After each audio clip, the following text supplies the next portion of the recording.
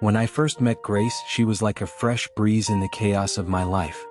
Her laughter was soft, her smile disarming, and her words filled with wisdom beyond her years. From the first date, I knew she was different. But one thing always stood out: she had a firm rule. No sex before marriage, she told me on our third outing, her eyes steady, almost challenging mine. If you truly love me, you'll wait. I was taken aback but also impressed. In today's world, such discipline was rare. And Grace was worth waiting for. So I respected her wish. Months turned into years. Our relationship grew deeper with every passing day. I introduced her to my family, and before long my mother adored her more than she adored me. My friends constantly teased me, saying I had found the perfect woman. Grace knew how to make everyone feel loved. She cooked for my mother when she was sick, prayed with me before important meetings, and stood by me when my business nearly collapsed. She was calm, patient, and supportive. There were moments I wanted more from her physically, moments my body ached for intimacy, but she would simply hold my hands gently and whisper, "Soon.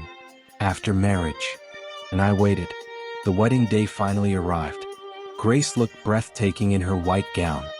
Her long black hair flowed beneath the veil, and her chocolate skin glowed under the church lights. When she walked down the aisle, every man in the room stared, but her eyes were locked only on me. I felt like the luckiest man alive. The ceremony was beautiful. Family members cried during our vows. Friends cheered as we exchanged rings. When I lifted her veil and kissed her before everyone, she smiled with tears in her eyes.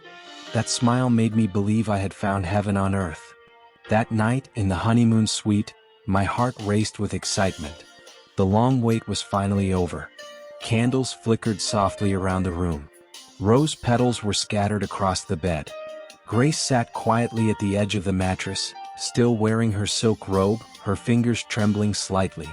"You okay?" I asked softly. She forced a smile.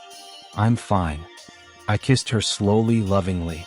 At first she responded, though her body felt stiff and tense beneath my touch. I thought it was nervousness, but when my hands slid lower, everything changed. Suddenly, Grace shoved me away with shocking force. "No," she gasped, her face pale with fear. I laughed softly, thinking she was just shy. "Come on, Grace. We're married now." But she shook her head violently and murmured, "I'm on my period." I froze.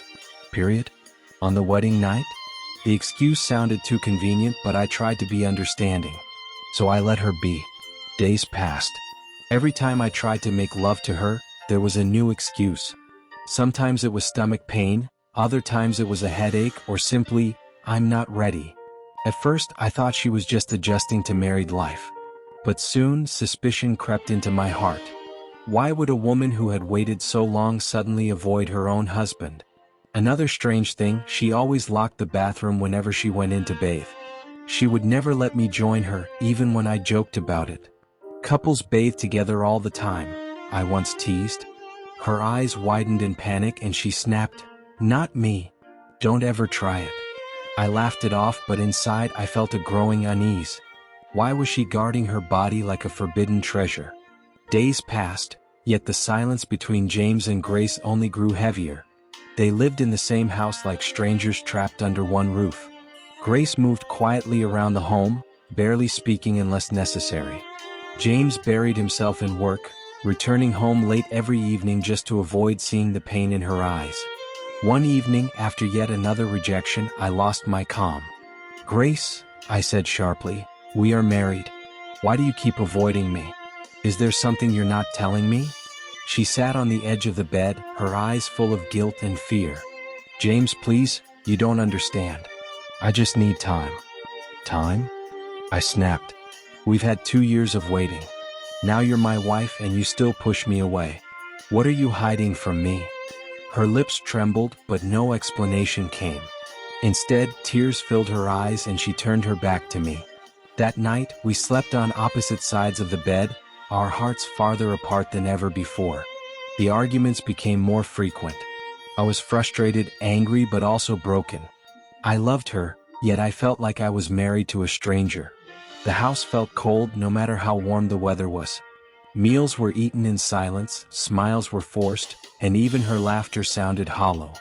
Then one morning, as I sat at the dining table sipping coffee, Grace placed her hand gently on mine. "James," she said softly, avoiding my eyes, "I have to travel. My mother is sick, she needs me." I frowned. "Sick? You didn't tell me." "It just happened," she said quickly. "I can't leave her alone. She needs me now more than ever." My heart sank. First she refused me and now she was leaving? But before I could speak, she added something that made my stomach twist. "My sister will come over to stay with you while I'm gone. She'll take care of you." I stared at her shocked. "Take care of me? Grace, what are you talking about? I don't need your sister here. I need you." She forced a weak smile, but there was fear in her eyes, like she was hiding something much deeper. At that moment I realized this wasn't just about her mother.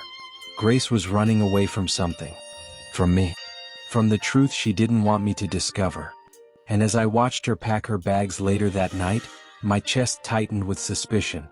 Whatever secret my wife was hiding, I was getting closer to uncovering it.